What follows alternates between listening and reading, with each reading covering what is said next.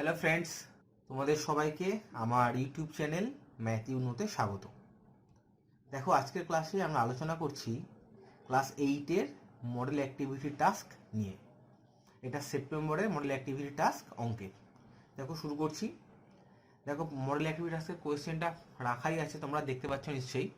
দেখো, প্রথম প্রশ্ন কি বলেছে। 1 নাম্বার প্রশ্নে সব এমসিকিউ দিয়েছে, 4টে প্রশ্ন আছে। প্রথম প্রশ্নটা বলেছে এক ধরনের পিতলে তামা ও দস্তার পরিমাণের অনুপাত 5:2। এই ধরনের 28 কিগ্রা পিতলে তামা আছে। ঠিক আছে, দেখো অঙ্কটা আমরা কিভাবে করছি। দেখো, টোটাল আমাদের কি তামা ইস্টু দস্তা কত বলে দিয়েছে, আমাদেরকে বলে দিয়েছে তামা ইস্টু দস্তা সেটা সমান সমান কত, সেটা সমান সমান 5:2। টোটাল কত কিলোগ্রাম আছে, টোটাল আছে 28 কেজি। এর মধ্যে কত কেজি তামা আছে, তাহলে আমরা কি করে বার করবো। তাহলে তামা সমান সমান কত, 28 ইন্টু কত, তামাটা প্রথমে আছে 5, তাহলে 5/5 + 2 7 এত কেজি। কাটাকুটি করা যাক, তাহলে অ্যান্সার 20 কেজি। বুঝতে পেরেছো? তাহলে প্রথমটার অ্যান্সার কত, অ্যান্সার 20 কেজি। দেখো প্রথমটার অ্যান্সার তাহলে কত আছে, ডি 20 কেজি। এটা হচ্ছে আমাদের প্রথমটার অ্যান্সার। নিশ্চয়ই বুঝতে পারছো সবাই। আচ্ছা, এবার চলো আমরা করছি 2 নম্বর অঙ্কটা। কি বলেছে 2 নম্বর অঙ্কটা বলেছে বুলু ও তথাগত একটি কাজ একা একা যথাক্রমে 20 দিনে ও 30 দিনে করতে পারে।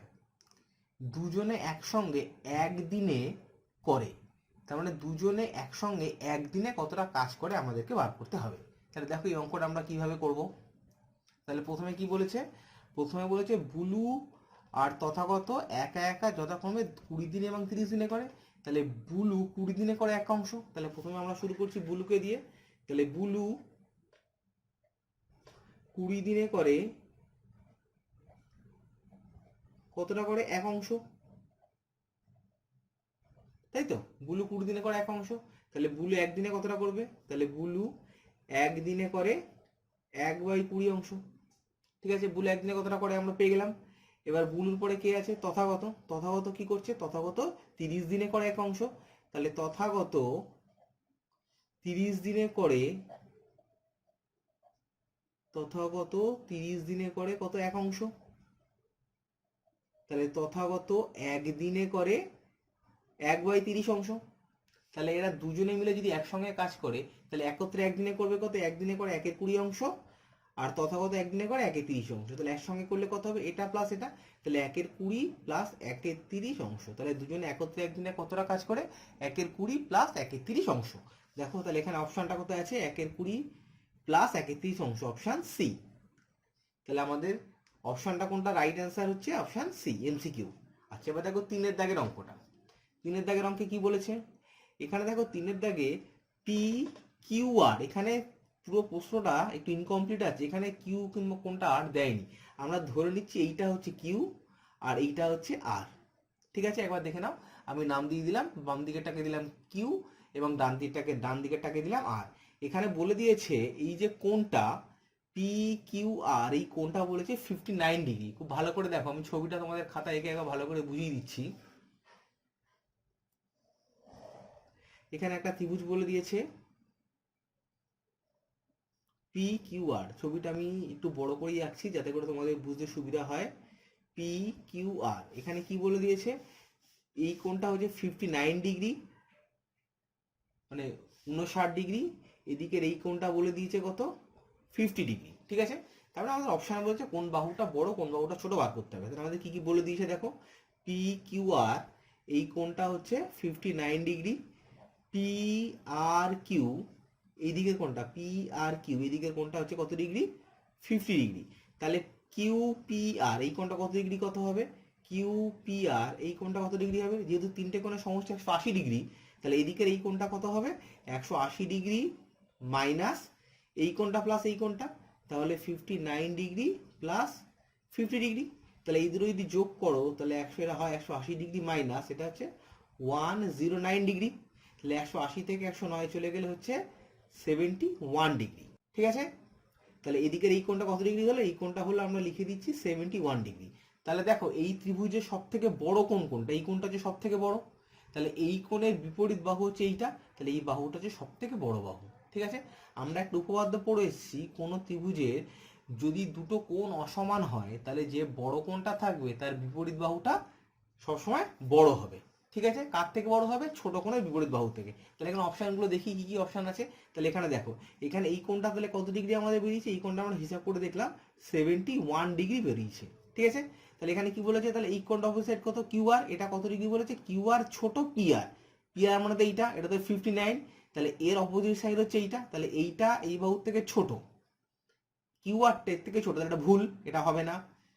P R less than P Q, P R less than P Q, P R মানে এই বাহুটা, এটা 59, তার অপোজিট সাইড হচ্ছে এইটা, তাহলে এই সাইডটা এই সাইডের থেকে বড়, যেহেতু কোনটা বড় তাহলে এটাও হচ্ছে না। C Q R, Q R এই বাহুটা less than P Q, P Q মানে হচ্ছে এইটা, কারণ এই কোণটা তো সব থেকে বড়, এই কোণটা এই কোণটার থেকে বড়, তাহলে এর বিপরীত বাহুটা এই বাহুটা এবং এই বাহুটা দুটোর থেকেই বড় হবে, তাহলে এটা হচ্ছে না। তাহলে আমাদের অপশন রাইট হচ্ছে ডি, অ্যান্সার হচ্ছে ডি। একবার দেখে নাও কেন ডি হচ্ছে, তার কারণ হচ্ছে ডিটা হচ্ছে এখানে বলেছে Q R greater than P Q, তাহলে কিউ আর গ্রেটার দ্যান পি কিউ কিভাবে হচ্ছে দেখো, এই কোণটা সব থেকে বড় ডিগ্রি, এই কোণ বিপরীত বাহু কত? কিউ আর, তাহলে কিউ আর এই কোণটার থেকে বড়, এখানে কি বলেছে? P Q. আচ্ছা, তাহলে পি কিউ বলেছে মানে এই কোণটা, এই বাহুটা, তাহলে এই বাহুটা হলে এই কোণটা, আর এই বাহুটা মানে এই কোণ, এই দুটোর মধ্যে সম্পর্ক বার করব। এই কোণটার থেকে বড়, তার মানে Q P R is greater than P R Q, তাহলে এর বিপরীত বাহু এইটা এই কোণটার বিপরীত বাহু থেকে বড় হবে, তাহলে Q R is greater than P Q. ঠিক আছে, তাহলে কিউ আর বাহুটা পি কিউ থেকে বড়, দেখা যাক এরকম অপশন আছে, এটা কিউ আর বাহুটা পি কিউ এর থেকে বড়। ঠিক আছে, তাহলে অপশন হলো কি? এটা ডি। আচ্ছা, এবার চলে আসো চারের দাগের অঙ্কে। চারের দাগের অঙ্কে কি করতে বলেছে দেখো তো, দেখো চারের দাগের অঙ্কে বলেছে গসাগু নির্ণয় করো। কি কি বলে দিয়েছে? 2m প্লাস 5n আর 2m মাইনাস 5n, এই দুটো, এখানে কি আছে? mn into 2m minus 5n। আমরা জানি গসাগু মানে কি? গরিষ্ঠ সাধারণ গুণনীয়ক। তার মানে কি এই দুটোর মধ্যে যে উৎপাদক দুটো থাকবে কিংবা উৎপাদকটা কমন থাকবে এবং সব থেকে বড় হবে, কমন হবে এবং সব থেকে বড় হবে। তো এই দুটো উৎপাদকের মধ্যে কোনটা কমন দেখো তো, এই 2m মাইনাস 5n, এখানেও দেখো 2m মাইনাস 5n আছে, তাহলে এই উৎপাদকটা এখানে আছে, আবার এই উৎপাদকটা এখানেও আছে। আর কি কোনো কিছু কমন আছে? আর কোনো কিছু কমন নেই, তাহলে গসাগু কত? 2m minus 5n। তাহলে এখন অপশন খুঁজি 2m মাইনাস 5n, তাহলে এটা হচ্ছে আমাদের অ্যান্সার, অপশন ডি। সবাই নিশ্চয়ই বুঝতে পেরেছো? আচ্ছা, এবার আমরা চলে আসছি, আমাদের একের দাগের গুলো হয়ে গেল, এবার আমরা আসছি দুয়ের দাগের অঙ্কে। দেখো দুয়ের দাগের প্রশ্নটা একবার দেখে নাও, এখানে আছে ট্রু ফলস অথবা সত্য মিথ্যে। কি বলেছে প্রথম অঙ্কটা?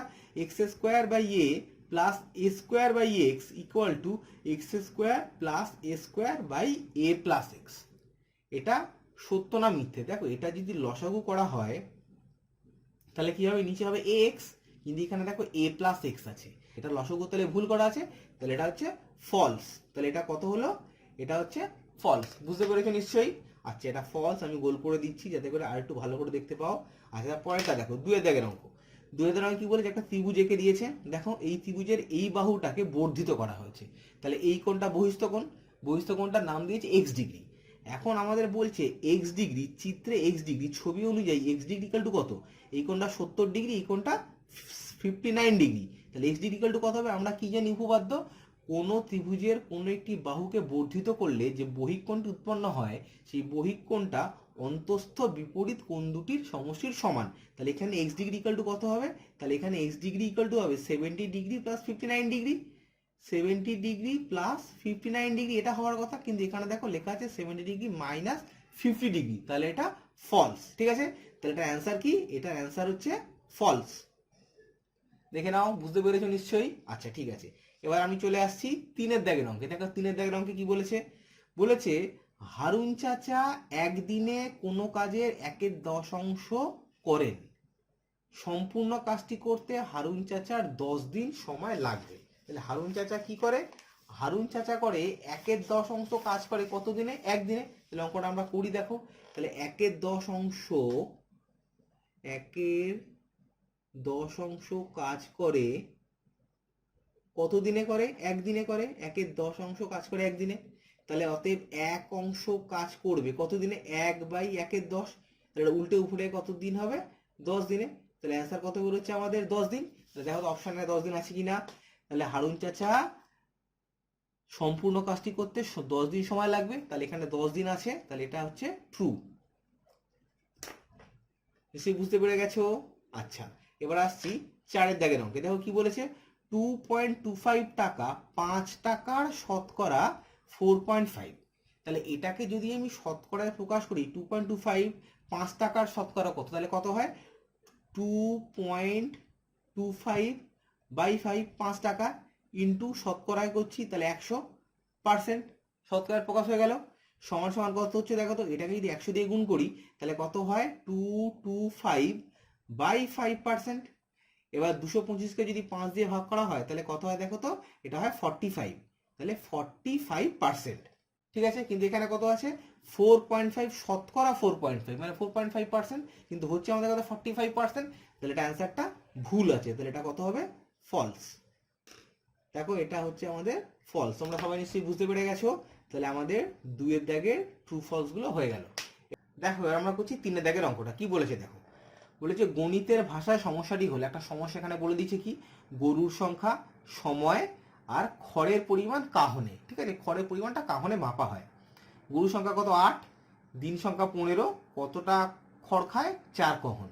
গরুর সংখ্যা কত 10, সময় কত 72 দিন, কতটা খড় খায় x কাহন। ঠিক আছে, এটা আমাদের বলে দিয়েছে। এবার আমাদের কি বার করতে হবে, আমাদের বলেছে সময় স্থির থাকলে গরুর সংখ্যার সঙ্গে খড়ের পরিমাণের সমানুপাত সম্পর্কটি লেখো। ঠিক আছে, তাহলে খুব ভালো করে দেখো, তাহলে সময় যদি স্থির থাকে তাহলে দেখো কি হচ্ছে, গরুর সংখ্যা 8টি, তাহলে 8টি গরু 15 দিনে খায় 4 কহন খড়। তাহলে একটি গরু খাবে 15 দিন ধরে খাবে, এটা তো ফিক্সড। তাহলে একটি গরু খাবে 15 দিন করে খাবে, তাহলে কি কম খাবে, তাহলে 4 কহন খড় লাগবে না কম লাগবে, তাহলে এটা কমলে এটা কমছে, এটা সরল সম্পর্ক। এখানে বলে দিচ্ছে কি সমানুপাতে সরল সমানুপাত, তাহলে এটা আমরা কি বলেছে এই সমানুপাতটা লিখতে বলেছে। তাহলে এটা কমলে যেহেতু এটা কমছে, তাহলে সমানুপাতটা কি হবে দেখো তো 3-1। তাহলে সমানুপাতটা দেখো আমরা লিখছি 3-1।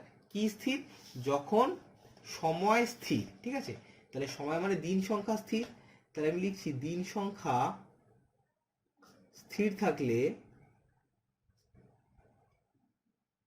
তাহলে সমানুপাতটা কত হবে, এখানে সমানুপাতটা 8/10, 8/10 সমানুপাত কার সঙ্গে সমানুপাতিক হবে, কাহনের পরিমাণ 4/x, তাহলে হচ্ছে 4/x। এটা হচ্ছে আমাদের সমানুপাতটা গঠিত হয়ে গেল। কখন হয়ে গেল, যদি দিন সংখ্যা স্থির থাকে। ঠিক আছে, বুঝতে পেরে গেছো? আচ্ছা, এবার আসছি বি এর দাগের অঙ্ক। দেখো বি এর দাগে কি বলেছে ভালো করে একবার শুনে নাও। এখানে বলেছে গরুর সংখ্যা স্থির থাকলে সময়ের সঙ্গে খড়ের পরিমাণের সমানুপাত সম্পর্কটি লেখো। এবার গরুর সংখ্যা স্থির, মানে 8টি গরু 15 দিনে খায় 4 কহন, তাহলে 8টি গরু খাবে 1 দিনে খাবে, তাহলে কত বেশি খাবে না কম খাবে, কম খাবে, তাহলে এটাও সরল সম্পর্ক। এখানে বলে দিয়েছে সমানুপাত, তাহলে সমানুপাতটা গঠন করবো কি করে, তাহলে সমানুপাতটা হবে এক্ষেত্রে দেখো এখানে কি সংখ্যা, গরুর সংখ্যা স্থির, তাহলে গরুর সংখ্যা স্থির থাকলে গরুর সংখ্যা স্থির থাকলে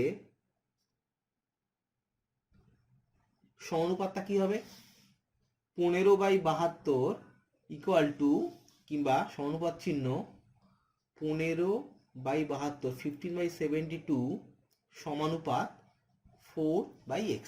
তোমরা এখানে সমানুপাত চিহ্ন না দিয়ে যদি মনে করো এখানে ইকুয়াল টু সাইন দেবে তাহলেও কিন্তু এটা হবে।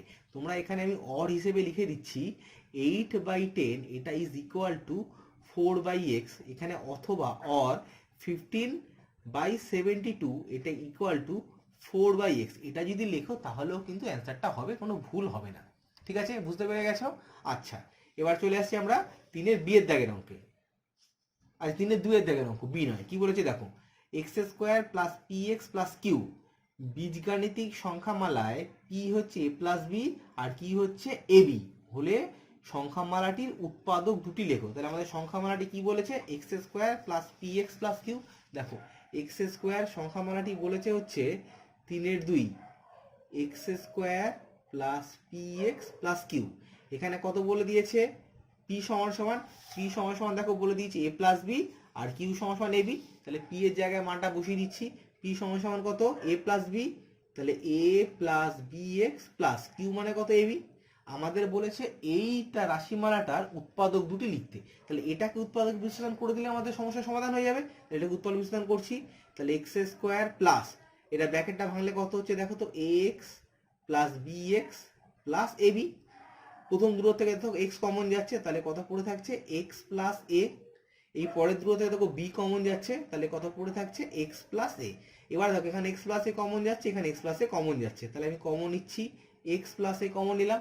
তাহলে এক্স প্লাস এ যদি কমন নিই তাহলে এখানে কত থাকবে এক্স প্লাস বি। তাহলে উৎপাদক দুটি কত হলো এক্স প্লাস এ আর এক্স প্লাস বি। তাহলে আমরা কি লিখতে পারি, অতএব উৎপাদক দুটি হলো, উৎপাদক দুটি হলো কত, কত উৎপাদক দুটি, এক্স প্লাস এ এবং এক্স প্লাস বি। তাহলে উৎপাদক দুটি কত পেলাম, এক্স প্লাস এ এবং এক্স প্লাস বি। আশা করি বুঝতে পেরেছো। আচ্ছা ঠিক আছে, এবার দেখো আমরা পরের অঙ্কটায় চলে যাচ্ছি।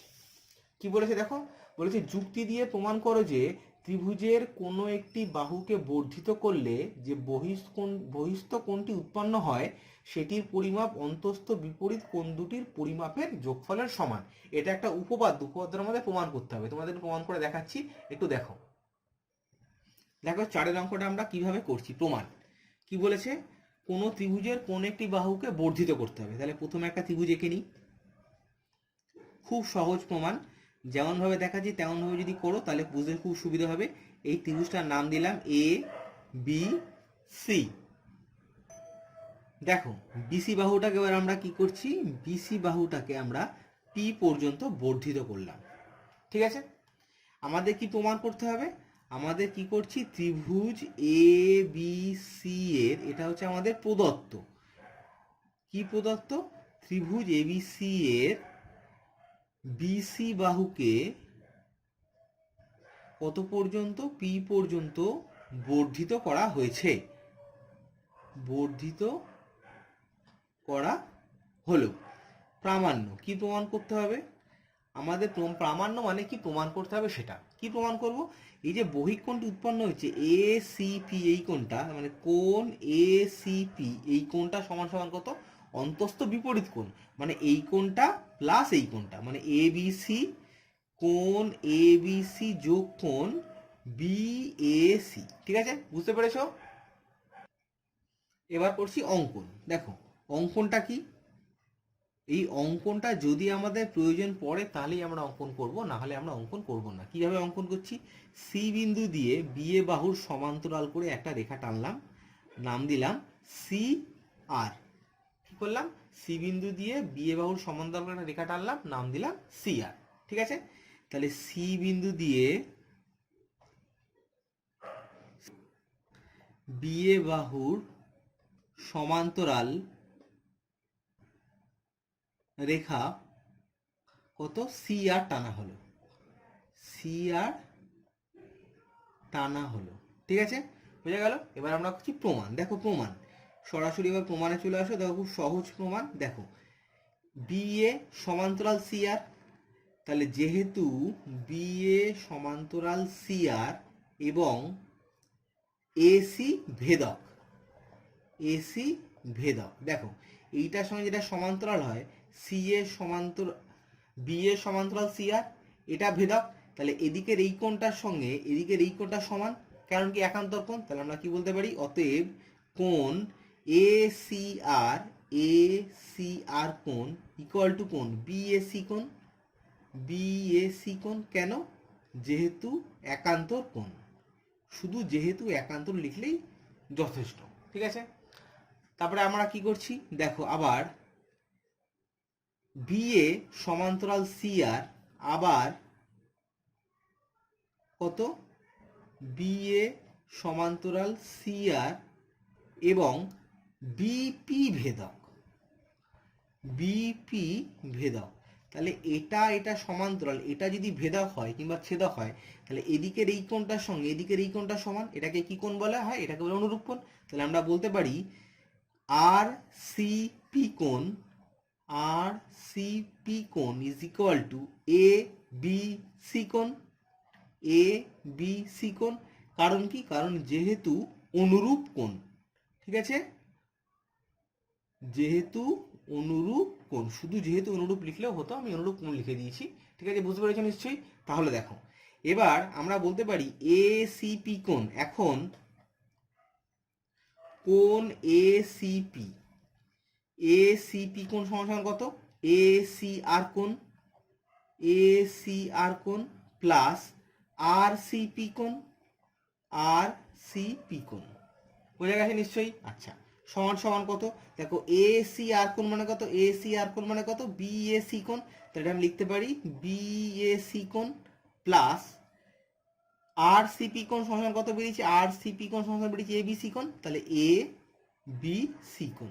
তাহলে আমরা কি পেলাম, এই কোণটা সমান সমান এই কোণটা প্লাস এই কোণটা, তাহলে আমরা লিখতে পারি অর্থাৎ, কিংবা অতএব লিখলেও পারতে, অর্থাৎ কোণ এসিপি, এসিপি কোণ সমান সমান কোন কোনটা, বিএসি কোণ প্লাস এবিসি, তাহলে আমি এবিসিটাকে আগে লিখছি, কোণ এবিসি প্লাস কোণ বিএসি, তাহলে হচ্ছে আমাদের প্রমাণিত। তাহলে কি বললাম, কি বুঝতে পারলাম, কোন ত্রিভুজের কোনো একটা বাহুকে বর্ধিত করলে যে বহিস্থ কোণটি উৎপন্ন হয় সেই কোণটি অন্তঃস্থ বিপরীত কোণ দুটির সমষ্টির সমান। ঠিক আছে, তাহলে এই বাহুটাকে আমরা বর্ধিত করেছিলাম, তাহলে এই পুরো কোণটা বহিঃকোণ, এই কোণটা সমান সমান কত, অন্তঃস্থ বিপরীত মানে ভিতরের দিকে যে বিপরীত যে কোণ দুটো আছে দূরে, এই দুটোর যোগফলের সঙ্গে সমান। ঠিক আছে, বুঝতে পেরেছো নিশ্চয়ই? ঠিক আছে, এটা আমাদের হয়ে গেল ক্লাস 8-এর মডেল অ্যাক্টিভিটি টাস্ক সেপ্টেম্বর মাসেরটা। তোমরা খুব ভালো করে খাতায় করে রাখবে। আজকের মতো ক্লাস এখানেই শেষ করছি, তোমরা সবাই খুব ভালো থাকবে।